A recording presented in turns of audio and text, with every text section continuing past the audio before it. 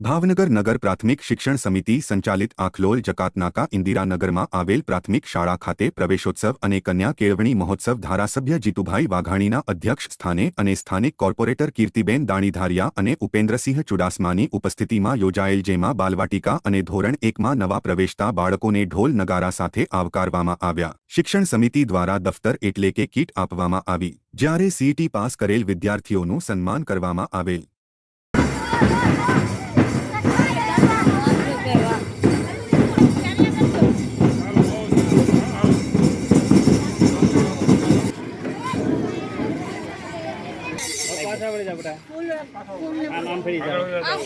भाई તમે આગળ વયા જાઓ। હવે આપણે સૌ તાળીઓથી તારા રાજમાં અમેની ટાઈમ મોજમાં